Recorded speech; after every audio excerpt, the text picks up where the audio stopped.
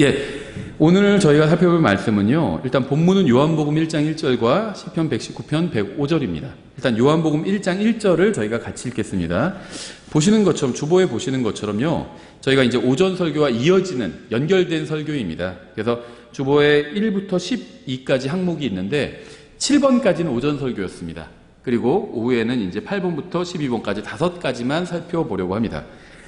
5개지만 더 길어요. 참고로 말씀드리면 설교는 오전보다. 그래서 이 하나님의 말씀과 예수 그리스도의 관계에 관해서 저희가 좀 살펴보려고 합니다. 저희가 이전에 좀 다뤘던 주제인데요. 굉장히 중요한 주제고요. 저희 교회에 저는 그 졸린 목적과 관련이 있다고 생각을 합니다. 우리 주변에 교회들이 많이 있잖아요. 그럼에도 불구하고 왜 우리 교회가 있어야 될까요? 바로 오늘 다루는 주제와 관련이 있다고 생각을 합니다. 그래서 오전 설교 제가 이제 오늘 끝나면 오후에 다 올릴 테니까요. 오전 설교도 반드시 들어보시기 바랍니다. 연결되는 설교예요. 서로는 제가 간단하게 좀 오전에 했던 이야기지만 다시 반복해서 또 요약해서 이야기를 하고 그 다음에 이제 본문을 보도록 하겠습니다. 일단 본문을 보시면요. 요한복음 1장 1절입니다. 잘 아시는 구절이죠. 다 같이 읽어보겠습니다. 요한복음 1장 1절. 자, 시작. 처음에 말씀이 계셨고 말씀이 하나님과 함께 계셨으며 말씀이 하나님이셨더라. 아멘. 시편 119편 105절도 제가 읽겠습니다. 주의 말씀은 내 발의 등불이요 내 길의 빛이니이다. 요한복음 1장 1절에서 말씀이란 단어가 3번 나왔고요. 시편 119편에서는 1번 나왔죠. 한국말로는 똑같습니다. 둘 다 말씀이에요. 그런데 영어로는 다릅니다. 영어로는요, 이 대문자와 소문자를 구분해 주고 있는데요. 이게 굉장히 중요한 경우들이 있어요. 그래서 예를 들면 똑같은 영어 단어라도 대문자냐 소문자냐에 따라서 의미가 달라지는 경우가 있습니다. 예를 들면 스피릿이라고 할 때 대문자로 되어 있으면 이것은 성령님을 의미합니다. 근데 스피릿이라고 되어 있는 게 앞에 스페링이 첫자가 소문자로 되어 있으면 성령님일 수도 있고 사람의 영일 수도 있습니다. 아니면 더러운 영일 수도 있어요. 이건 어떻게 알 수 있느냐? 문맥을 보면 알 수 있습니다. 문맥에서 이게 사람의 영인지 마귀의 영인지 성령님이 하나님의 영인지가 구분이 됩니다. 소문자로 되어 있는데 하나님의 영인 경우에 대부분은, 다 그런 건 아니지만 대부분은 Spirit of God 이런 식으로 나와요. 그래서 하나님의 영이. 그런데 소문자로 되어 있습니다. 그래서 상관은 없어요. 소문자지만 하나님의 영이라고 그러면 이건 당연히 성령님이죠. 그 다음에 더러운 영 할 때도 이제 그 악한 영 할 때도 evil spirit 이런 식으로 소문자로 되어 있죠. 대문자로 되어 있으면 이건 다 성령님입니다. 여기도 마찬가지인데요. 이 말씀이란 단어가 3번 요한복음 1장 1절에서 나왔고 시편 119편 105절에서는 1번 나왔는데요. 한국말로는 똑같지만 영어로는 다릅니다. 의미가. 요한복음 1장 1절에서는 말씀이라고 할 때 대문자로 word라고 되어 있어요.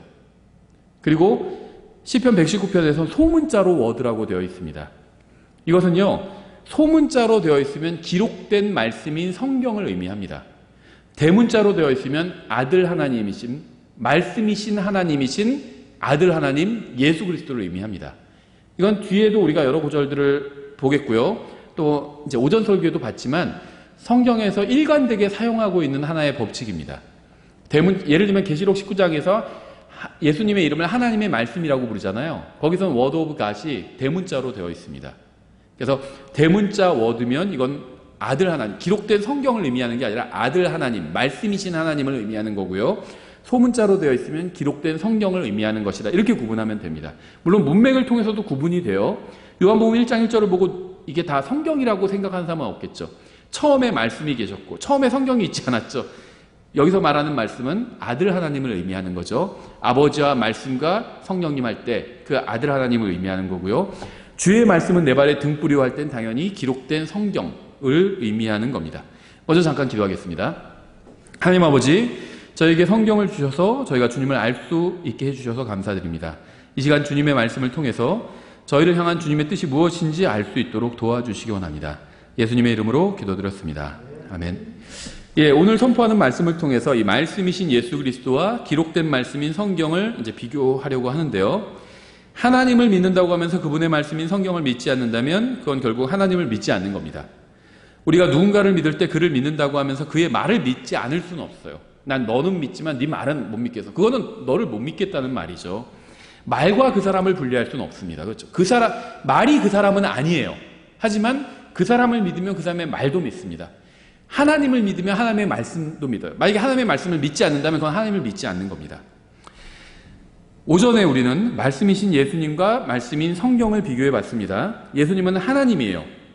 그리고 성경이 하나님은 아닙니다. 예수님은 하나님이에요. 하지만 성경은 하나님은 아니에요. 하지만 하나님께서는요, 예수님의 이름보다 성경을 더 높이셨습니다. 이게 굉장히 중요해요. 왜냐하면 하나님은요, 하나님을 제외한 그 누구에게도 하나님의 영광을 주신 적이 없거든요. 근데 하나님의 말씀이 이 성경에는 하나님의 영광을 허락해 주셨습니다. 하나님이 아니면서 하나님의 영광, 하나님의 호칭, 하나님의 어떤 하나님과 동등한 이름을 갖는 것은 성경밖에 없어요. 이게 굉장히 중요한 겁니다. 왜 그러셨냐면요, 이유가 있어요. 하나님을 믿는다고 하면서, 예수님을 믿는다고 하면서 성경을 무시하는 사람들이 너무나도 많기 때문입니다. 하나님을 믿는다고 하면 감히 성경을 무시하진 않아요. 그런데 그러니까 하나님을 믿는다고 하면은 하나님을 무시하진 않죠, 당연히. 근데 하나님을 믿는다고 하면서 성경을 무시하는 사람들은 너무 많기 때문입니다. 우리가 제 이름은 부를 수 있죠. 저희 아버지는 제 이름을 부르시죠. 우진아 이렇게 부를 수 있죠. 예수님의 이름을 함부로 부를 수는 없어요. 그렇죠?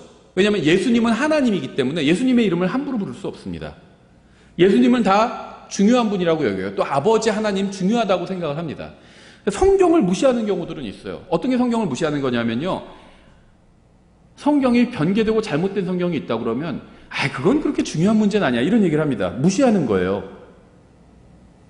그러면 안 된다는 겁니다. 왜냐면요, 하나님은요, 성경을 높이셨기 때문이에요. 빌립보서 2장 10절 이렇게 되어 있습니다. 하늘에 있는 것들과 땅에 있는 것들과 땅 아래에 있는 것들의 모든 무릎이 예수라는 이름에 굴복하게 하시고 또 모든 혀가 예수 그리스도는 주시라고 시인하여 하나님 아버지께 영광을 돌리게 하셨느니라. 예수라는 이름에 굴복하게 하셨다고 그랬는데 모든 이름이, 모든 것이 다 예수님의 이름에 굴복하게 하셨습니다. 그래서 하나님께서는요, 예수라는 이름을 가장 높이셨어요. 예수라는 이름은 뭐냐면요, 하나님의 이름 중에 하나입니다. 이사야서 9장 6절에도 하나님의 이름들이 나오죠. 그래서 놀라우신 분, 그다음에 위로자, 그렇죠. 다음에 영원하신 아버지, 이것도 예수님의 이름이에요. 이사야서 9장에 나오죠. 근데 예수님의 또 다른 이름이 바로, 그러니까 하나님의 또 다른 이름이, 아들 하나님의 또 다른 이름이 바로 예수라는 겁니다. 이 이름은 어떤 의미가 있냐면요, 인간의 몸으로 오셨을 때 사용하신 이름입니다. 그래서 하나님이, 예수님은요, 이 세상에 2000년 전에 인간의 몸으로 오셨죠. 2000년 전에도 예수님은 계셨어요. 근데 인간의 몸으로 처음 오신 건 2000년 전이 처음이었습니다. 그리고 지금은 부활하신 인간의 몸을 그대로 입고 계시죠. 2000년 전에도 예수님은 이 세상에 오신 적이 있어요. 예를 들면 다니엘의 세 친구들을 구해주러 오실 때도 오셨죠. 그래서 3명을 집어넣었는데 4번째 사람이 있었죠. 4번째는 하나님의 아들 같은 이가 있었다고 이렇게 얘기하고 있잖아요. 근데 그때는요, 인간의 몸을 입고 오지 않으셨습니다. 다른 영적인 몸을 입고 오셨어요. 불에도 타지 않는 다른 영적인 몸. 자기만 불에 타지 않는 것이 아니라 자기와 함께 있는 자들도 불에 타지 않게 지켜주는 영적인 엄청난 능력의 몸을 입고 오셨습니다. 그래서 다니엘의 세 친구를 지켜주셨어요. 그렇죠. 인간의 몸을 입고 오신 건 아니었습니다. 그래서 예수라고 부르진 않았어요, 그때는. 그런데 인간의 몸을 입고 2000년 전에 오셨을 땐 그렇게 오신 하나님을 예수님이라고 부르자, 이렇게 성경은 말하고 있는 겁니다. 그래서 그 이름에 하나님께서는 모든 무릎이 꿇게 하셨습니다. 그리고 그 예수님을, 인간의 몸을 입고 오신 하나님인 그 예수님을 주라고 시인하면 아버지 하나님께 영광이 돌아가게 하셨습니다. 그래서 우리가 무슨 어저 1등하면 먼저 예를 들면 뭐 연말에 무슨 뭐 시상식 같은 거 있잖아요. 그럼 먼저 하나님께 영광을 돌립니다, 이렇게 얘기하죠. 제가 지금 그걸 욕하는 건 아니에요. 비난하는 건 아닙니다. 1등을 하고 하나님께 영광을 돌리지 않는 것보단 1등을 하고 하나님께 영광을 돌리는 게 훨씬 더 좋아요. 그렇죠. 하지만 1등 했다고 해서 그게 하나님께 영광이 돌아가는지는 저는 의문이에요. 뭐 미인대회 1등하거나 뭐 헬스대회 1등해서 하나님께 영광이 돌아갈까요? 예쁘면은, 내가 예쁘게 생겼으면 하나님께 영광이 돌아갈까요? 그럼 다 하나님께 영광을 돌리지 못하는 거죠, 우리는. 못생겼으니까. 전혀 상관이 없어. 예쁘고 돈 많다고 해서 몸 막 근육이 많다고 해서 하나님께 영광이 돌아갈까요? 배 뿔뚝 튀어나온 사람은 하나님께 영광 못 돌릴까요? 그건 하나님의 영광과 관련이 없어요. 하나님의 영광은요, 예수 그리스도를 주라고 시인하는 것과 관련이 있습니다. 내가 사람들 앞에서 예수님을 주라고 시인해요. 그 하나님께 영광이 돌아가요. 예수님을 모르는 사람에게 예수님을 알려주고요. 그분이 예수님을 주님으로 받아들여요. 그만 하나님께 영광이 돌아가는 겁니다. 돈 많이 벌고 어디 1등하고 그래서 돌아가는 건 아니라는 거죠. 그런 인터뷰 하는 분을 제가 뭐라고 하는 건 아닙니다. 영광 안 돌리는 것보다 돌리는 게 나는데 돌린다고 해서 다 하나님께 영광이 돌아가는 건 아니라는 거예요. 예, 그래서 모든 이름보다 더 뛰어난 이름, 가장 높으신 이름을 예수님의 이름으로 하나님께서는 정하셨습니다. 그런데 그래서 예수님의 이름은 모든 이름 위에 있어요. 그렇죠? 그런데 예수님의 이름보다 더 위에 있는 것이 바로 말씀인 성경이라는 거예요. 시편 138편 2절에 있죠. 내가 주의 거룩한 전을 향해 경배하며 주의 인자하심과 주의 진리로 인해 주의 이름을 찬양하리니 주님께서 하셨다는 거예요. 주의 말씀을 주의 모든 이름, 이 모든 이름엔 예수라는 이름도 들어가죠. 예수라는 이름이 가장 높아요. 근데 그 이름보다 크게 하셨대요. 주께서 주의 말씀을 주의 모든 이름 위로 크게 하셨나이다. 이렇게 성경은요, 하나님께서 주님의 말씀을 주님의 모든 이름 위로 크게 하셨다고 증언하고 있습니다. 오늘날 대부분의 그리스도인들이 가지고 있는 문제는요, 하나님의 말씀을 존중하지 않는다는 거예요. 이거보다 더 큰 문제는 없습니다. 우리가 생각할 때 내 문제가 사업이 좀 잘 안 되고 몸이 좀 아프고 이런 것 같죠. 천만의 말씀이에요. 하나님께서 생각하실 때 이 세상의 문제는 뭐냐면요, 코로나가 아니에요. 우리는 코로나가 가장 큰 문제라고 생각하죠. 아니에요. 사람들이 하나님의 말씀을 존중하지 않는다는 겁니다. 창조자 하나님의 말씀에 마땅히 존중하고 그 말씀대로 행해야 되는데 사람들이 무시한다는 거예요. 하나님의 말씀을. 그게 가장 큰 문제예요. 하나님의 말씀을 기록된 그대로 믿지 않는 게 바로 우리의 문제라는 겁니다. 하나님의 말씀에 기록된 대로 순종하지 않는 게 우리의 문제예요. 그게 가장 큰 문제입니다. 하나님께서 보실 때 우리의 문제는 하나님의 말씀대로 살지 않는다는 것. 내가 생각할 때 내 문제는 내가 돈이 없는 게 문제인데 하나님께서 보실 때 나의 문제는 그게 아니라 하나님의 말씀대로 살지 않는다는 거예요. 성경적 기독교가 아닌 것은 기독교가 아닙니다. 성경대로 하는 기독교가 아닌 건 기독교가 아니에요. 성경을 따르지 않는 기독교는 기독교가 아닙니다. 그건 기독교를 흉내낸 종교일 뿐이에요. 구원은 받았지만 성경은 믿지 않는 사람들도 많아요. 나름대로 신앙생활을 하지만 성경과는 상관없는 신앙생활을 합니다. 성경과 상관없는 신앙생활은 신앙생활이 아니라 불신생활이에요. 성경에서 말씀하시는 믿음은요, 항상 하나님의 말씀을 믿는 것을 믿음이라고 부릅니다. 그렇죠?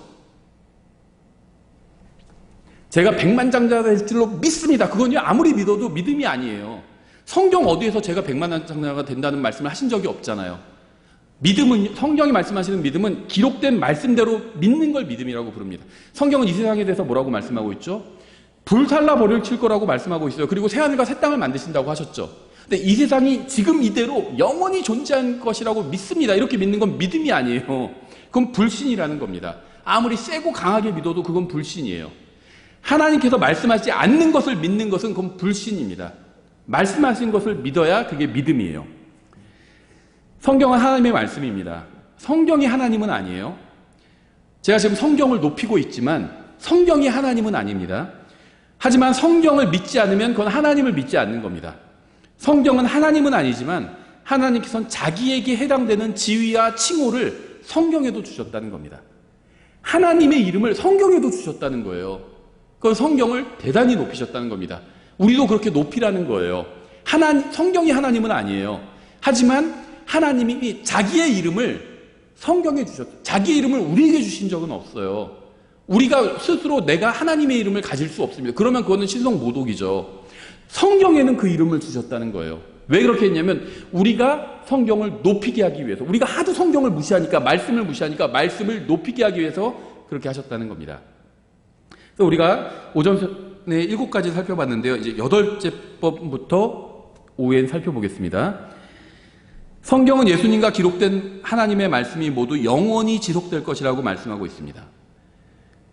히브리서 1장 1절부터 2절에 이렇게 되어 있어요. 지나간 때에는 여러 시대의 다양한 방식으로 대언자들을 통하여 조상들에게 말씀하신 하나님께서 이 마지막 날들에는 자신의 아들을 통하여 우리에게 말씀하셨으며 그분을 모든 것의 상속자로 정하시고 또 그분으로 말미암아 사람들을 만드셨느니라. 히브리서의 주제는 예수님이죠.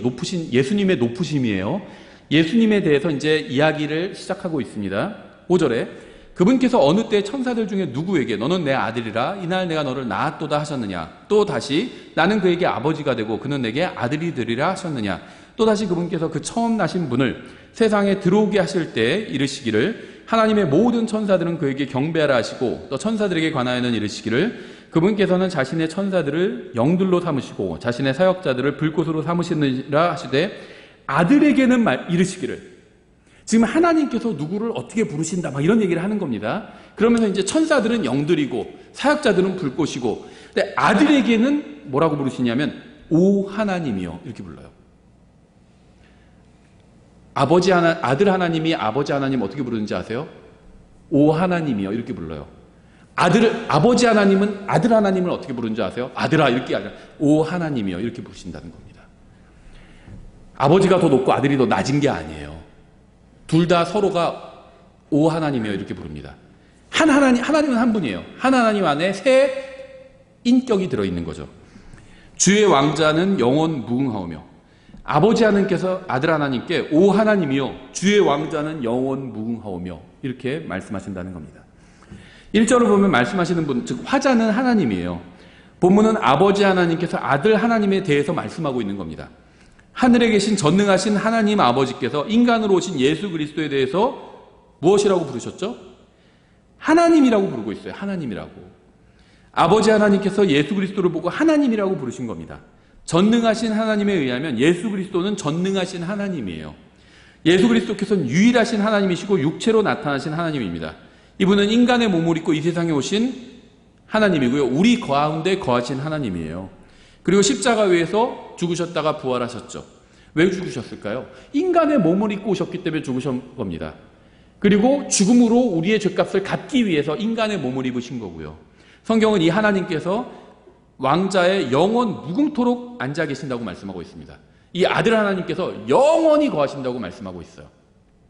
시편 119편 152절 이렇게 말씀하고 있습니다. 주의 증언들로 말하건대.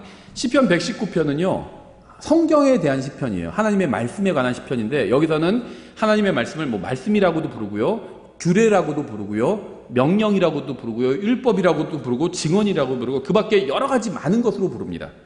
주의 증언들로 말하건대, 말씀들로 말하건대 이 말이에요. 주께서 그것들을 영원히 세우셨음을 내가 옛적부터 알았나이다.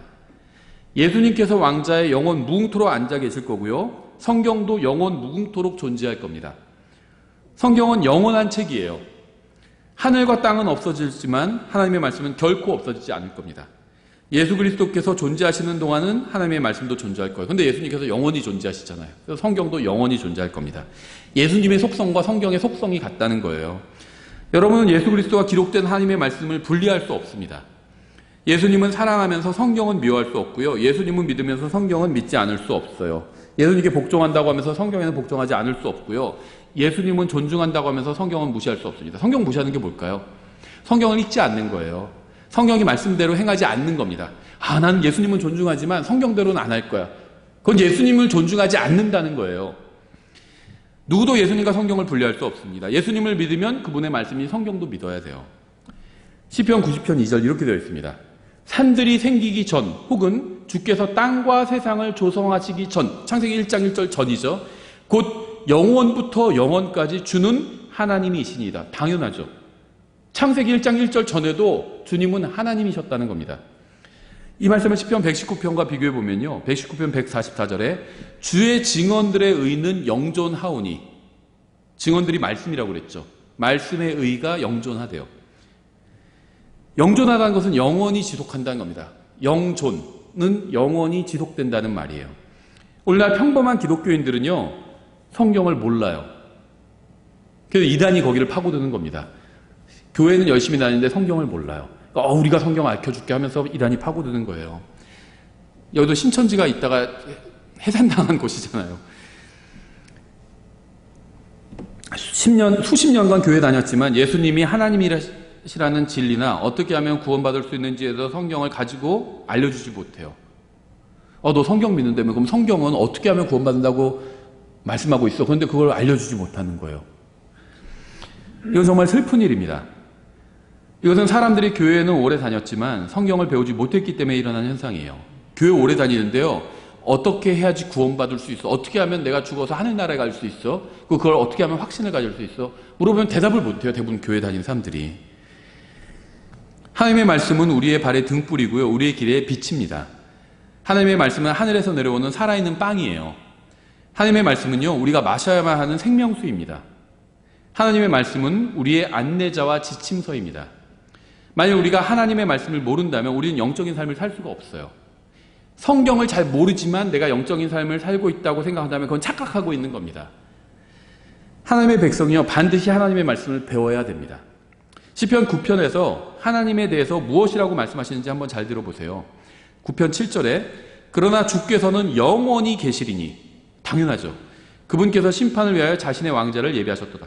베드로전서 1장에서는요, 여기서 이제 성경이 기록된 하나님의 말씀에 대해서 무엇이라고 말씀하고 있는지 우리가 확인해 볼 수 있는데요. 시편 9편 7절에서 분명히 주님께서는 영원히 계신다고 말씀하고 있죠. 하나님의 속성이 영원하다는 겁니다. 베드로전서 1장 23절에서 이렇게 되어 있어요. 너희가 다시 태어난 것은 썩을 씨에서 난 것이 아니요 썩지 아니할 씨에서 난 것이니 살아있고 영원히 거하는 하나님의 말씀으로 된 것이라. 살아있고 영원히 거하는 이 꾸미는 게 하나님이 아니라 말씀을 꾸며요. 하나님의 말씀. 모든 육체는 풀과 같고 사람의 모든 영광은 풀의 꽃과 같으니라. 풀은 마르고 꽃은 떨어지되 오직 주의 말씀은 영원토록 지속되나니 복음으로 너에게 선포된 말씀이 이 말씀이니라. 여러분이 예수 그리스도를 믿을 때 여러분 안에 들어와 다시 태어날 수 있게 해준 씨는 바로 하나님의 말씀입니다. 그리고 그 씨는 바로 기록된 말씀인 성경이에요. 근데 이 말씀이 영원하다는 겁니다. 썩지 아니하는 하나님의 말씀은 영원히 존재합니다. 베드로전서 1장에 나오는 하나님의 말씀은요, 기록된 말씀인 성경을 의미해요. 저는 주님과 주님의 말씀은 영원히 존재하다고 믿습니다. 하나님도 영원하고 하나님의 말씀도 영원하다고 믿어요. 여러분은 주님과 주님의 말씀을 결코 분리할 수 없습니다. 하나님의 말씀은요, 단순히 우리 안에 거하실 뿐 아니라 영원히 살아계신다는 거예요. 성경은 바울이나 베드로가 살던 시대에만 진리가 아니라 오늘 우리가 사는 시대에도 여전히 진리입니다. 사회는 변하겠지만 성경은 변하지 않을 거예요. 동성연애에 대한 사람들의 관점도 변하겠지만 성경은 변하지 않을 겁니다. 낙태에 대한 사람들의 생각도 달라지겠지만 성경은 변하지 않을 거예요. 이성교제나 동거에 대한 사람들의 생각도 달라지겠지만 성경은 변하지 않을 겁니다. 하나님의 말씀과 하나님의 생각과 하나님의 의견과 하나님의 관점은 처음 그대로 있을 거고요. 절대 변하지 않을 겁니다. 왜냐하면 하나님의 말씀은 처음에 주신 그대로고 전혀 변하지 않았기 때문이에요. 하나님의 말씀이 영원히 거하시는 것처럼 하나님께서도 영원히 거하십니다. 요한복음 12장 34절 사람들이 그분께 응답하되 우리는 율법에서 그리스도가 영원히 거하신다고 들었거늘 너는 어찌 너는 이르기를 사람의 아들이 반드시 들려야 하리라 하느냐. 이 사람의 아들이 누구냐 하며 예수님은 십자가에서 끝나신 것이 아니라 영원히 살아계시죠. 십자가에서 죽고 예수님의 인생이 끝난 게 아니죠. 영원히 살아계십니다. 스데반에게 나타나셨고요, 바울에게 나타나셨습니다. 왜냐하면 예수님께서는 살아계시기 때문이에요. 지금은 예수님께서 영원 전부터 거하시던 곳인 아버지 하나님의 오른편에 가서 앉아 계시죠. 예수님과 기록된 말씀인 성경은요, 모두 영원히 존재하고 영원히 거하고 영원히 살아있습니다. 영원히 존재하고 영원히 살아있어요. 예수님과 말씀, 성경이. 다니엘서 2장에서는요, 느부갓네살이 이상한 꿈을 꾸죠. 다니엘은 그 꿈이 이 세상의 중요 왕국들을 보여주는 예언이라고 해석해 주죠, 다니엘이. 길지만 제가 인용해 볼게요. 다니엘서 2장 36절부터 45절. 이 말씀을 알면요, 이 세상에 대해서 걱정하지 않아요. 너무 크게 신경 쓰지 않습니다. 다니엘서 2장 36절. 그 꿈은 이러한즉, 이제 해석해 주죠. 우리가 해몽이 아니에요. 꿈 해몽이 아니라 꿈을 통해서 하나님께서 예언하신 하나님의 말씀을 해석해 주는 겁니다. 우리가 왕 앞에서 그것의 해석을 고하리이다. 오 왕이여, 왕은 왕들의 왕이시오니 하늘의 왕 하나님께서 왕에게 왕국과 권능과 세력과 영광을 주셨나이다. 사람들의 자녀들이 어느 곳에 거하든지 그분께서 들의 짐승들과 하늘의 날짐승들 곧 그것들을 왕의 손에 주시고 왕을 그 모든 것을 다스릴 치리자로 삼으셨나니 왕은 이 금머리이니이다. 이 신상에 대해서 해석해 주는 거죠. 왕위의 왕의 왕국보다 못한 다른 왕국이 일어날 것이요 셋째로 또 다른 놋 왕국이 온 땅을 다스릴 것이며 넷째 왕국은 쇠같이 강하리니 쇠는 모든 물건을 산산조각내며 정복하나이다. 이 모든 것을 부수는 쇠같이 그 왕국이 모든 것을 산산조각내고 상하게 하리다. 그러니까 나중에 나타날 왕국이 굉장히 강한 왕국이 나타날 거다, 이런 해석을 해주는 거예요. 왕께서 그 두 발과 발가락들이 얼마는 토기장이 진흙이요 얼마는 쇠인 것을 보신 것 같이 그 왕국이 나뉠 것이로되 왕께서 쇠와 진흙이 섞인 것을 보신 것 같이 그 왕국에 쇠의 강함이 있으리이다. 그 두 발의 발가락들이 얼마는 쇠요 얼마는 진흙인 것 같이 그 왕국도 얼마는 강하되 얼마는 부서질 것이며 왕께서 쇠와 진흙이 섞인 것을 보신 것 같이 그들이 자신을 사람들의 씨와 섞을 터이나 쇠와 진흙이 섞이지 아니함 같이 그들이 서로에게 달라붙지 못하리이다. 나중에 다니엘서 공부할 때 자세히 보겠습니다. 여기서는 이게 무슨 말인지 잘 모르고 넘어가셔도 돼요. 이 왕들의 시대에 하늘의 하나님께서 한 왕국을 세우실 터인데 이건 아직 나타나지 않았습니다. 그것은 결코 멸망하지 아니하리이다. 그 왕국은 다른 백성에게 넘겨지지 아니하며 이 모든 왕국들을 산산조각내어 소멸시키고 영원히 서리이다. 지금 있는 왕국들, 국가들에 대해서 걱정할 게 없어요. 미국이 뭐 약해지면 어떡하지? 뭐 중국이 강해지면 어떡하지? 북한이 뭐 핵실하면 어떡하지? 걱정할 게 없습니다. 모든 왕국을 다 멸망시킬 거예요, 하나님께서. 어떤 왕국을 통해서?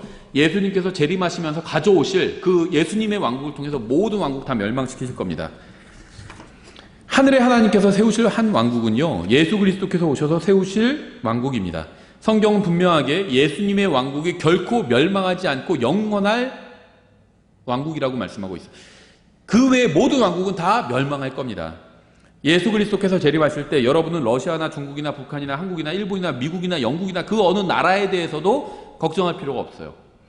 왜냐하면 예수 그리스도께서 모든 국가들을 복종시키실 것이기 때문입니다. 주님께서는 모든 국가들을 복종시키신 후에 전 세계적인, 전 우주적인 왕국을 세우실 거예요. 그리고 예루살렘에 있는 자신의 왕자에 앉아서 전 세계를 통치하실 겁니다. 주님의 왕국은 영원 무궁할 거예요. 이사야서 40장 6절에 이렇게 되어 있습니다. 그 소리가 이르되 외치라니 그가 이르기를 내가 무엇이라 외치리이까 하며 모든 육체는 풀이요 육체의 모든 아름다움은 들의 꽃과 같으니라. 잠깐이라는 거예요. 인생이. 풀은 마르고 꽃은 시드나니 이는 주의 영이 그것 위에 불기 때문이라. 하나님께서 오늘까지 살아라 그러면 그날이 마지막 날인 거예요. 참으로 백성은 풀이로다. 민초라고 그러죠. 그래서 우리가 백성을. 풀은 마르고 꽃은 시드나 우리 하나님의 말씀은 영원토록 서리라. 다니엘서에서는 하나님의 왕국이 영원히 선다고 그랬죠. 근데 또 이사야서 40장에서 하나님의 말씀이 영원토록 선대요. 하나님의 왕국이 영원 무궁하고 그 왕국의 왕이신 예수 그리스도께서 영원 무궁하신 것처럼 하나님의 말씀도 영원 무궁할 겁니다. 그러니까 아들 하나님과 기록된 말씀인 성경의 속성이 같은 거죠. 둘 다 영원하다는 겁니다. 9번째, 저희는 2번째죠. 예수님과 성경은 모두 사람을 심판하게 될 겁니다. 저는 언젠가 이 세상을 떠나서 주님 앞에 서서 저의 생각과 말과 행위에 대해서 심판을 받을 거예요. 구원받은 사람들은 그리스도의 심판석에서 심판을 받죠. 구원받지 못한 사람들은 큰 흰 왕자 심판석에서 심판을 받게 됩니다. 그리고 왕국들은 예수님께서 재림하시면 민족들의 심판을 심판하실 때 심판을 하실 겁니다. 제가 왜 하나님의 말씀을 강조하고 있을까요? 디모데후서 4장에 그 이유가 나와 있어요. 제가 지금 하나님의 말씀을 높이고 강조하고 있잖아요. 디모데후서 4장에 그 이유가 나와 있는데요. 1절 이렇게 되어 있습니다. 그러므로 내가 하나님 앞과 주 예수 그리스도 앞에서 곧 친히 나타나실 때 자신의 왕국에서 산자와 죽은 자를 심판하실 분 앞에서 내게 명하노니. 예수님께서는요, 친히 나타나실 때 산자를 심판하실 거고요. 이게 휴거예요. 자신의 왕국에서 죽은 자를 심판하실 겁니다. 이게 재림입니다. 구원받지 않은 사람은 다 죽은 자나 같아요. 그래서 죽은 자로 그들의 죽은 자를 장사 지내게 하라 이렇게 말씀하셨잖아요. 예수님께서는 산자와 죽은 자를 심판하시는 심판의 주님입니다. 친히 나타나실 때는 그리스도의 심판석을 의미하는 거고요. 여기서는 구원받고 거듭난 자신의 자녀들을 심판하실 겁니다. 하늘나라냐 지옥이냐가 아니에요. 어떤 상급을 주실지에 관한 심판입니다. 왕국은 천년왕국을 의미합니다. 천년왕국이 시작될 때 민족들을 심판하실 것이고요. 천년왕국이 끝날 때 큰인 왕자 심판석에서 구원받지 못하고 죽은 모든 사람을 심판하실 겁니다. 저희가 성경의 심판들 시리즈 설교에서 다뤘죠, 다. 요한복음 12장 47절 이렇게 되어 있어요. 그러니까 이제 온 세상을 심판하실 분은 하나님이에요. 구원받은 사람도 예수님께서 심판하실 것이고 구원받지 못한 사람도 예수님께서 심판하실 겁니다. 서로 다른 재판정에서 심판하시는 거예요. 요한복음 12장 47절에 사람이 내 말들을 듣고 믿지 아니할지라도 내가 그를 심판하지 아니하노라. 나는 세상을 심판하러 오지 아니하고 예수님께서 심판하시는 분인데 심판하러 오지 아니하고 세상을 구원하러 왔노라. 물론 이건 초림에 대한 말씀이죠. 나를 거절하고 내 말들을 받아들이지 아니하는 자들에겐 구원받지 못한 자들이죠. 그를 심판하는 이가 있으니 곧 내가 한 말 바로 그 말이 마지막 날에 그를 심판하리라. 하나님께서는 자신의 말씀을 벗어나지 않으십니다. 하나님께서는요, 긍휼이 충만하신 분이에요. 주님께서는 모든 사람이 구원받기를 원하십니다. 주님께서는 악인이 죽는 것을 기뻐하지 않으세요. 그렇죠? 예전에 김일성 죽었을 때 많은 사람들이 좋아했습니다. 와, 김일성 죽었다. 호해 발행하고요, 신문. 94년이었나요? 그때 기억나지 않는 분도 계시겠지만 기억나는 분들이 있을 거예요. 막 호해 신문, 그때 인터넷 없었으니까 호해 신문 막 발간했어요. 인터넷 초창기였죠, 그때는. 김일성 사망 막 이렇게 해서 신문 발행하면 많은 우리나라 사람들 많이 좋아했어요. 독재자 죽었다고. 그렇죠. 대한민국 국민이라면 아마 다 기뻐했을 겁니다. 기뻐하지 않은 분이 있었어요. 하나님이에요. 악인이 죽는 것을 기뻐하지 않으신대요. 히틀러가 죽었을 때도 사람들 다 좋아했어요. 하나님은 기뻐하지 않으셨습니다. 유다가 죽었을 때도 얼마나 우리가 봤을 땐 통쾌해요. 예수님 팔아먹고 그렇게. 하나님은 기뻐하지 않으셨어요. 악인이 죽는 걸 기뻐하지 않으십니다. 회개하고 구원받기를 원하세요. 왜냐하면 예수님께서는요, 히틀러를 위해서도 죽으셨고요, 김일성을 위해서도 죽으셨고요, 여러분을 위해서도 죽으셨고 저를 위해서도 죽으셨기 때문이에요. 주님께서는 단 한 사람의 혼이라도 불호소에서 영원히 고통당하는 걸 원하지 않으십니다. 구원받기를 원하세요. 큰일 왕자 심판석 한번 상상해 보세요. 아마 그 자리에 많은 사람들이 하나님께 눈물로 간구하겠죠. 제가 전에도 말씀드린 적이 있죠.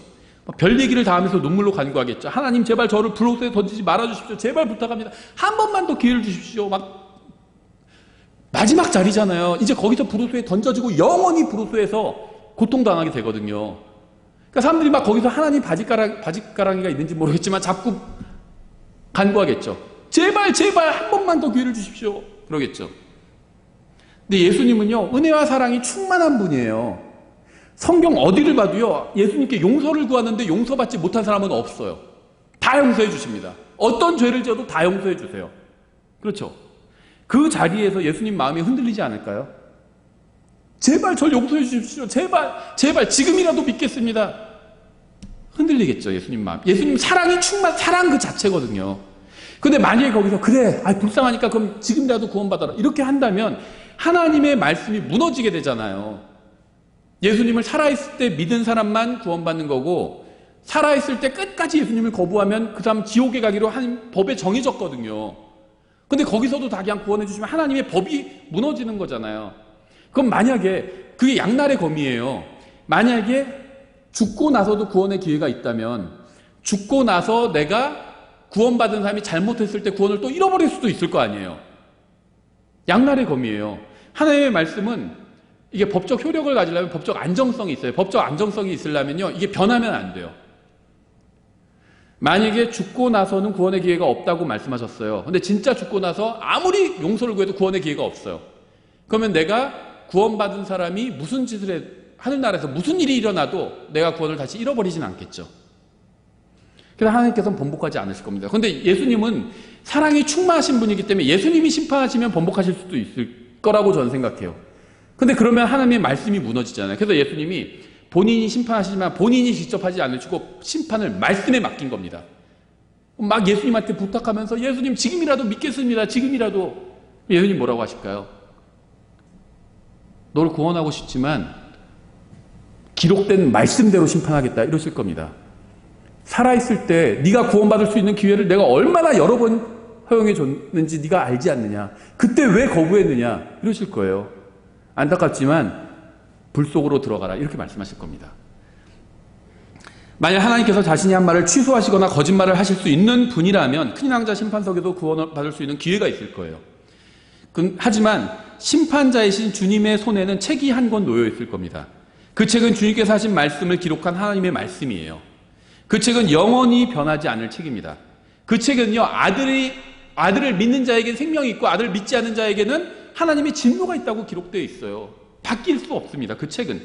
그래서 하나님께서는 이 책대로 심판하실 거예요. 법대로 심판하신다는 겁니다. 주님께서는 성경에 기록된 그대로 심판하실 겁니다. 믿는 사람에겐 영원한 생명으로 주실 거고요, 믿지 않는 사람은 영원한 정죄로 심판하실 거예요. 바뀌지 않을 거라는 겁니다. 심판자이신 예수 그리스도께서는 성경에 기록된 그대로 심판하실 거예요.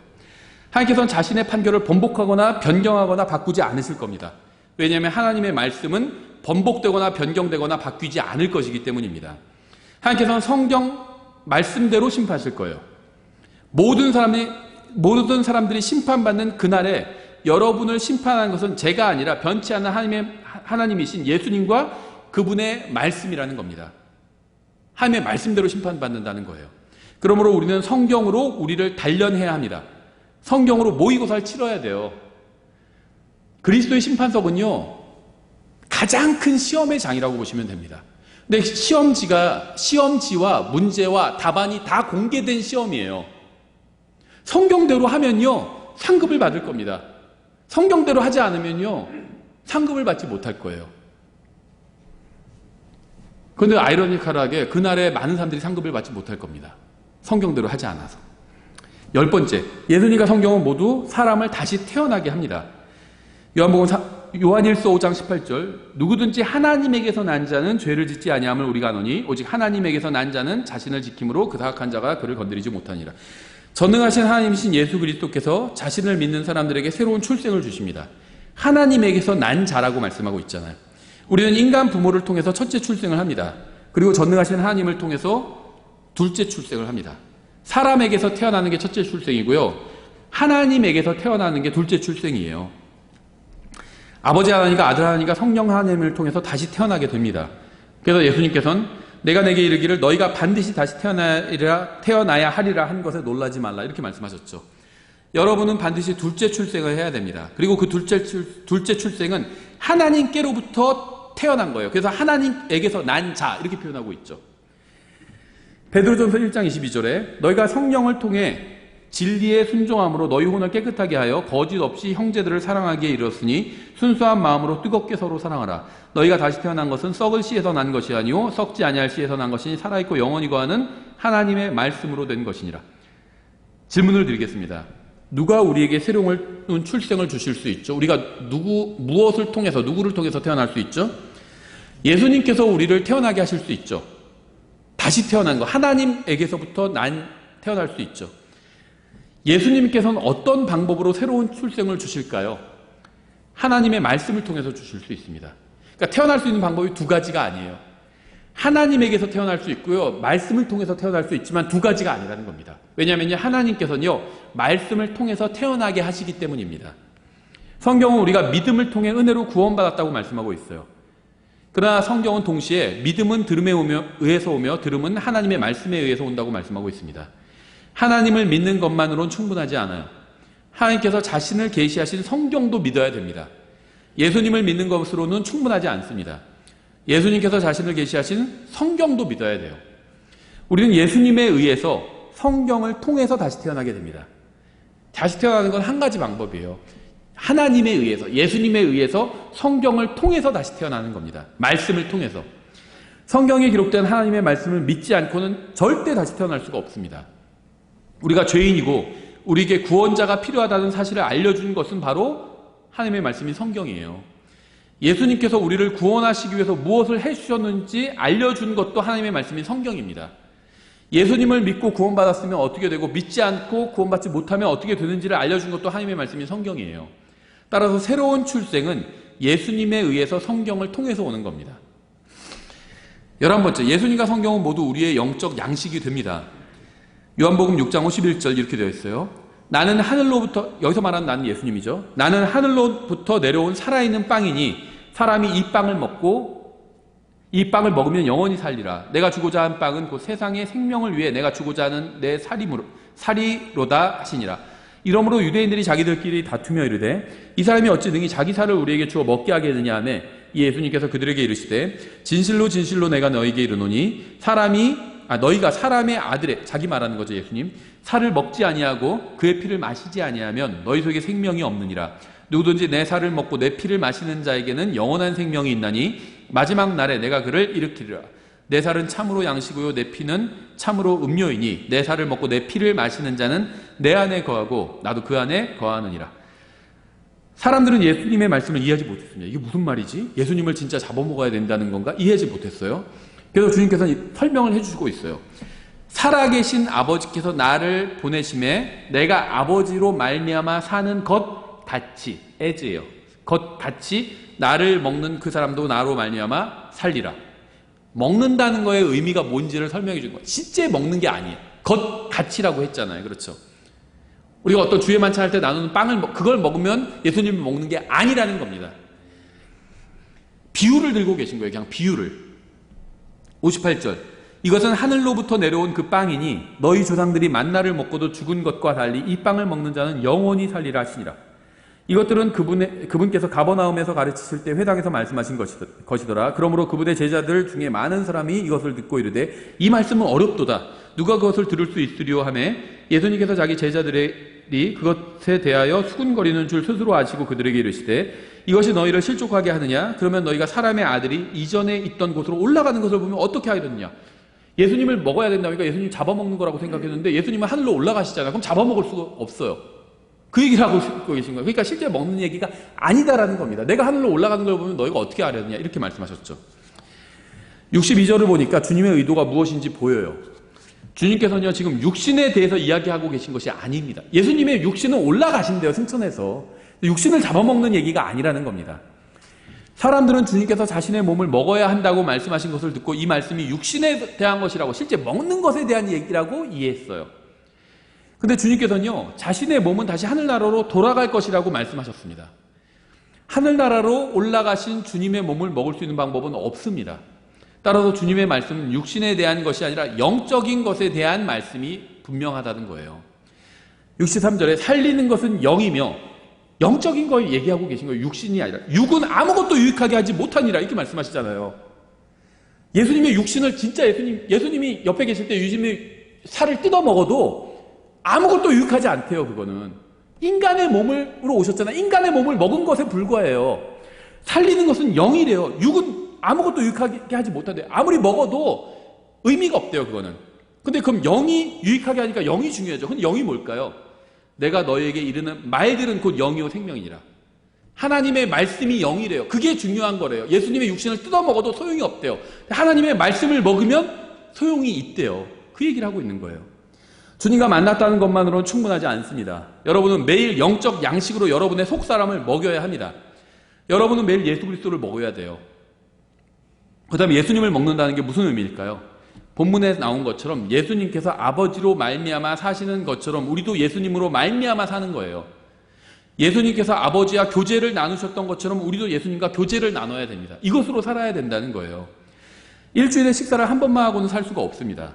이것은 육신적으로나 영적으로나 동일하게 해당되는 사실이죠. 사람들은 일주일에 한 번 주일에 교회에 가서 1시간 동안 설교를 들어요. 고작 영적 식사를 한 번 한 것에 그친 겁니다. 그건. 근데 그렇게 영적 식사 한 번 먹어놓고는 왜 자신이 영적으로 성장하지 못했는지 의아해해요. 일주일에 한 끼 식사만 하고는 살 수 없죠. 우리의 몸을 위해서 하루에 3번 식사를 매일 해야 되는 것처럼 속사람을 위해서도 그렇게 식사를 해야 합니다. 그렇지 않으면 우리는 영적으로 아사하게 돼요. 굶어 죽게 된다는 겁니다. 우리는 예수 그리스도를 먹어야 합니다. 우리의 육신이 음식에서 영양분을 공급받고 생명을 유지하는 것처럼 우리의 속사람도 예수 그리스도로부터 영양분을 공급받아서 생명을 유지해야 돼요. 베드로전서 2장 1절 이렇게 되어 있죠. 그러므로 모든 악의와 모든 교활함과 위선과 시기와 모든 비방하는 말을 버리고 새로 태어난 아기들로서 어른이에요 이미. 근데 새로 태어난 영적으로는 새로 태어난 아기와 같다는 거죠. 말씀의 순수한 젖을 사모하라. 이것은 너희가 그 젖으로 말미암아 신령한 젖이 아니에요. 말씀의 순수한 젖이에요. 순수한 젖은 결국 말씀이에요. 말씀의 순수한 젖. 말씀과 젖이 오부, 동격이에요. 이것은 너희가 그 젖으로 말미암아 성장하게 하려 함이라. 너희가 주께서 은혜로 주신 것을 맛보았으면 그리하라. 구원받은 사람은요, 주님이 은혜로운 분이란 걸 맛본 사람이거든요. 그럼 구원받은 사람은 말씀의 젖을 계속 빨아먹어야 된대요. 그래야지 성장할 수 있다는 겁니다. 여러분은 주님께서 은혜로우신 것을 맛보았나요? 만일 맛보셨다면 단지 맛만 본 것에 만족하지 마십시오. 맛만 보지 말고 전체 음식을 먹으세요. 순수한 말씀의 젖을 마시세요. 그래야 영적으로 성장할 수 있습니다. 육신의 성장과 영의 성장이 다른 점이 무엇일까요? 비슷한데 다른 점이 있어요. 다른 점은요, 육신의 성장은 한계가 있지만 영의 성장은 한계가 없다는 겁니다. 제가 지금 이제 47, 48이 됐어요. 제 몸이 성장한 게 언제 멈췄는지 아세요? 30년 전에 멈췄어요. 17살 때 몸이 지금 몸 그대로입니다. 고등학교 1학년 때 몸이에요. 더 이상 성장하지 않았습니다. 살만 좀 쪘을 뿐이지 성장하진 않았어요. 육신의 성장에는 한계가 있습니다. 근데 영은 달라요. 우리가 계속 하나님의 말씀을 섭취하면요, 우리의 속사람은 결코 성장을 멈추지 않을 겁니다. 영은 막 계속 성장해 나가요. 그러므로 우리는 순수한 말씀의 젖을 손에서 놔서는 안 된다는 겁니다. 마지막으로 12번째, 예수님과 성경은 모두 우리 안에서 일하십니다. 골로새서 1장은요, 예수 그리스도에 대한 말씀이죠.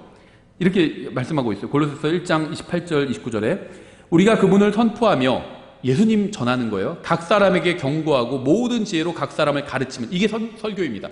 경고하는 거예요. 그렇게 살면 안 됩니다. 경고하는 거예요. 또 각 사람을 가르쳐요. 이 말씀의 의미는 이것입니다. 예수님을 먹는다는 것의 의미는 바로 하나님의 말씀을 먹는 겁니다. 이런 가르치는 거죠. 각 사람을 가르치면 우리가 각 사람을 그리스도 예수님 안에서 완전한 자로 드리고자 합니다.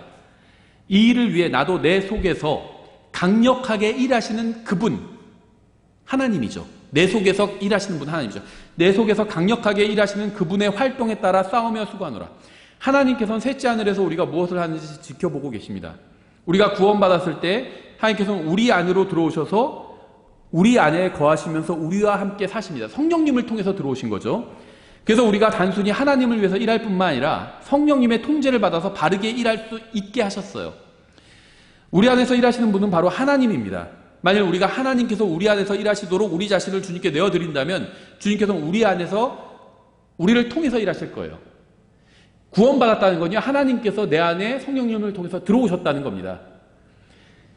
그런데 하나님께서 들어오신다고 해서 자동으로 하나님께서 일하시는 건 아니에요. 우리가 하나님께 내어드려야 됩니다. 일하시도록. 내 몸을 내어드려야 돼요. 그럼 내 몸을 사용해서 일을 하실 겁니다. 데살로니가전서 2장에서는요, 예수님과 성경을 비교하면서 우리의 주제와 관련해서 굉장히 중요한 말씀을 하고 있는데요. 데살로니가전서 2장 13절 이렇게 되어 있습니다. 이런 까닭에 우리가 또한 하나님께 끊임없이 감사를 드림은 너희가 우리에게서 들은 하나님의 말씀을 받을 때, 아까 골로새서 1장에서는요, 내 속에서 하나님께서 활동하신다고 했는데 내 속에서 활동하시는 하나님에 대해서 말씀하고 있죠. 골로새서 1장은. 데살로니가 전서 2장은 다른 얘기를 하고 있어요. 내 속에 있는 무엇인가에 대해서 말씀하고 있는데 하나님이 아닌 다른 무엇인가에 대해서 말씀하고 있어요.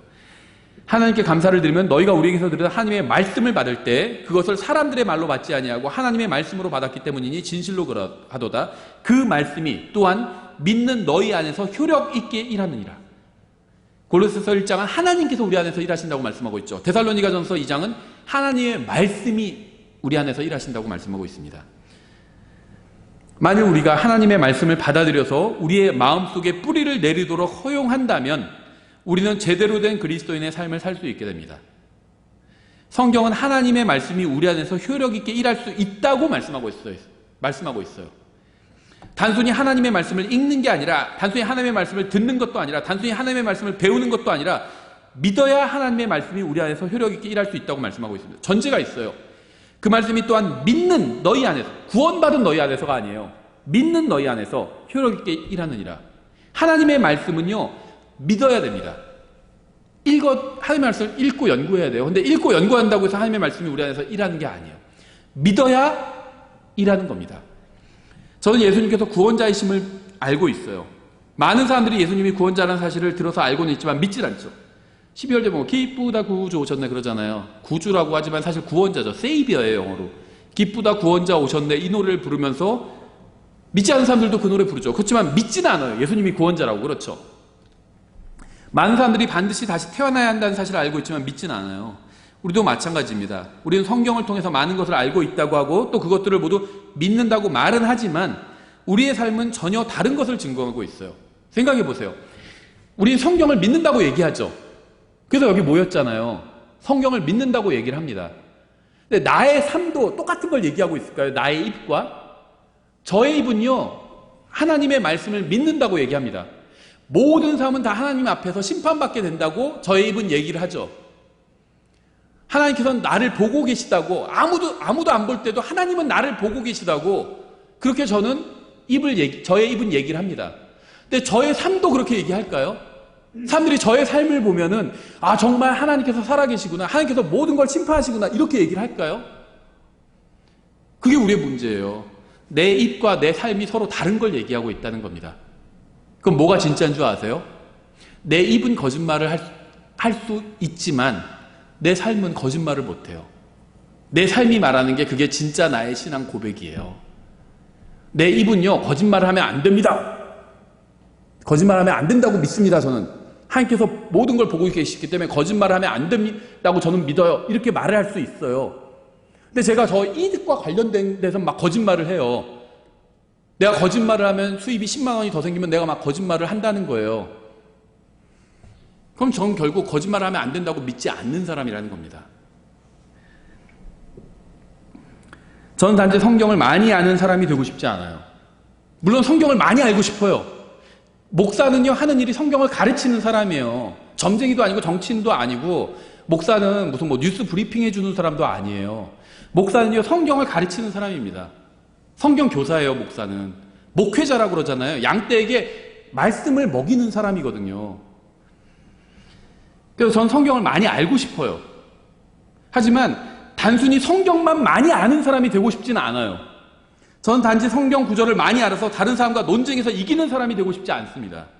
저는 하나님의 말씀이 제 삶을 통치하고요, 제 안에 계신 그리스도께서 저를 주관하시고 저의 생각과 행위와 말과 동기를 완전히 장악하시기를 원합니다. 그래서 제 안에 계신 그리스도께서 저를 통해서 일하시기를 원해요. 여러분도 이렇게 되고 싶지 않으세요? 어떻게 하면 그렇게 될 수 있을까요? 우리가 단지 성경에 나온 말씀을 지식으로만 아는 것이 아니라 그 말씀을 믿으면 됩니다. 거짓말을 하면 안 돼 라고 아는 것은 머리로만 아는 거예요. 그건 소용이 없어요. 실제 거짓말을 하지 않는 거예요. 왜냐하면 하나님께서 기뻐하시지 않기 때문에 내가 손해가 나도 거짓말을 하지 않는 겁니다. 쉬운 일 아니에요. 수산시장 가면 다 저울 속여요. 거기 예수님 믿는 사람 아무도 없을까요? 있는데도 당장 수익이 달라져요. 한 번 저울 속이면 3,000원, 4,000원, 5,000원이 더 남아요. 한 달 수익이 100만 원, 200만 원이 차이가 나요. 저울 속이는 거예요. 그게 거짓말 하는 거죠.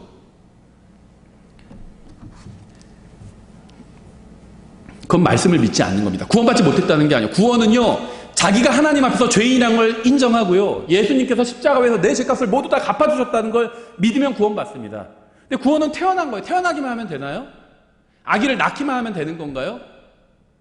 잘 키워야죠. 좋은 부모는 아기를 낳기만 하는 게 아니라 잘 키워야, 낳는 건 다 할 수도 있어요. 17살짜리 남자애 여자애도요, 둘이 눈 막아서 애들 낳아요.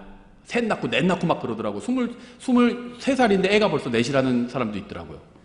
애 낳는 건 쉬워요. 근데 애를 키우는 건 어려워요. 그게 진짜 부모죠. 낳기만 한다고 부모가 아니죠. 태어나기만 하면 된 건가요? 자라야죠.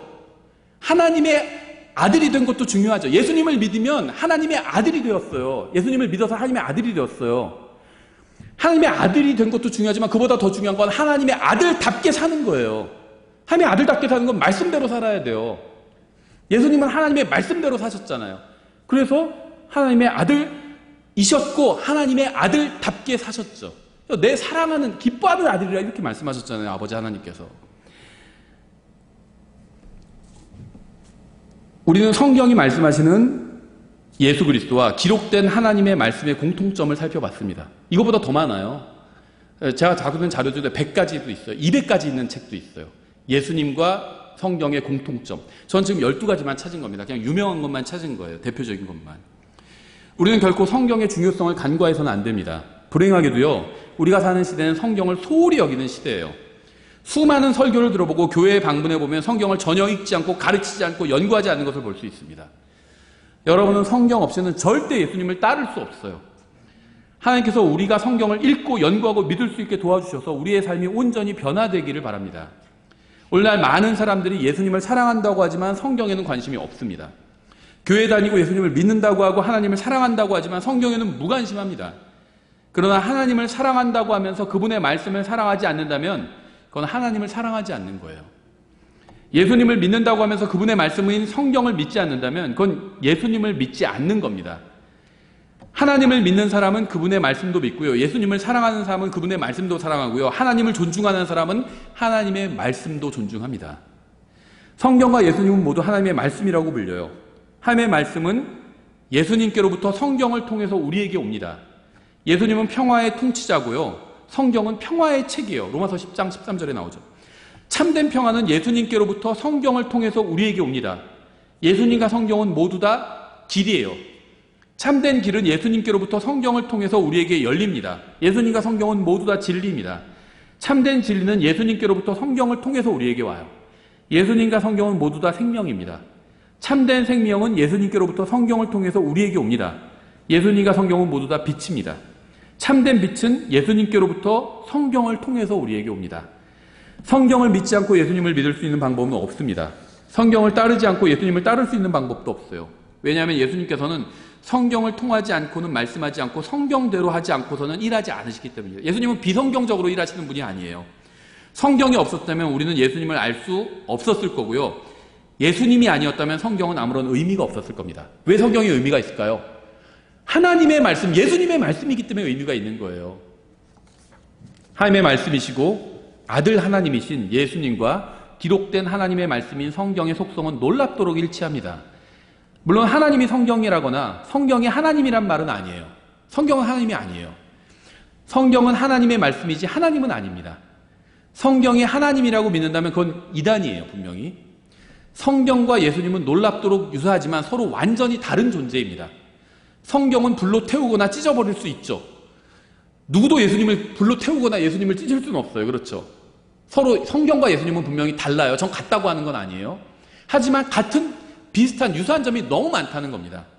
예수님은 창조자시지만 성경은 창조물이죠. 성경은 하나님이 아닙니다. 하나님이 계시고 성경이 있는 것이지 성경이 있고 하나님이 계신 것은 아니기 때문이에요. 하지만 성경을 무시하는 것은 하나님을 무시하는 겁니다. 하나님은 눈에 보이지 않죠. 하나님을 존중하는 방법은요, 눈에 보이는 하나님의 말씀대로 행하는 거예요. 그게 하나님을 존중하는 겁니다. 왜냐하면 성경이 하나님의 말씀이니까. 만약 어떤 아들이 아버지의 말을 무시하면서 아버지를 존경한다고 하면 그건 거짓말이죠.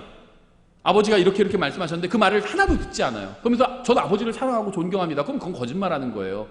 우리가 하나님을 존경하고 사랑하는 방법은 하나님의 말씀을 사랑하는 겁니다. 하나님의 말씀을 사랑하는 건 뭐냐면요, 난 그냥 너무 성경이 좋아, 성경 꼭 끌어안고 잘 거야. 하지만 나가서 성경대로 안 살고 자기 멋대로 살면요, 그건 성경을 사랑하는 게 아니에요. 아무리 성경을 예쁘게 꾸미고 꼭 끌어안고 자도요, 성경을 그건 미워하는 겁니다. 성경을 사랑하는 건요, 그 성경 기록된 그대로 사는 거예요. 그 성경 기록된 그대로 사는 것만이 그 말씀을 주신 하나님을 존중하는 겁니다. 하나님을 존중하는 사람은 하나님의 말씀인 성경도 존중해요. 오늘날 많은 사람들이 예수님을 사랑한다고 하지만 어떻게 사랑하는지 모르고 있어요. 막 쓸데없는 일을 하면서 자기가 그게 예수님을 사랑하는 거라고 착각하고 있습니다. 예수님을 따른다고 하지만 어떻게 따르는지 모르고 있습니다. 예수님을 믿는다고 하지만 어떻게 믿는지 모르고 있어요. 성경을 믿는 것이 예수님을 믿는 겁니다. 성경을 따르는 것이 예수님을 따르는 거예요. 성경을 사랑하는 것이 예수님을 사랑하는 겁니다. 이러한 사실을 깨달아야 성경적인 참된 신앙생활이 시작돼요. 내가 아무리 구원받은 지 오래됐다 할지라도 하나님의 말씀대로 살지 않았다면 그건 신앙생활한 게 아니에요. 구원받은 태어난 그대로 그냥 자라지 못하고 그 상태 어린아이로 있는 겁니다. 하나님의 말씀대로 한 것만이 제대로 신앙생활을 한 거예요. 그 외의 건 다 뭔 줄 아세요? 다 종교행위 한 거예요. 아무리 성경대로 믿는 바른 교회에 다녔다 할지라도 하나님의 말씀대로 하지 않았다면 그건 종교 생활을 한 거나 다름없다는 겁니다. 기도하겠습니다. 하나님 아버지, 저에게 말씀이신 예수님을 주셔서 저희를 대신해서 십자가 위에 죽게 하시고 저희의 모든 죄를 그 값을 갚아주셔서 감사드립니다. 말씀이신 예수님을 통해서 저희를 구원해 주셔서 감사합니다. 그리고 주님의 말씀인 성경을 주셔서 저희가 이 악한 세상에서 주님의 뜻대로 살 수 있도록 해주셔서 감사합니다. 저희가 주님의 말씀을 읽고 연구하고 실행해서 말씀대로 살아서 말씀이신 주님을 존중하는 인생을 살 수 있도록 도와주시기 원합니다. 예수님의 이름으로 기도드렸습니다. 아멘.